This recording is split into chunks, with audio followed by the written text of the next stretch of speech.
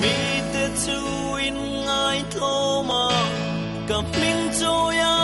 an trong tra ya an sual na te an hoi san chua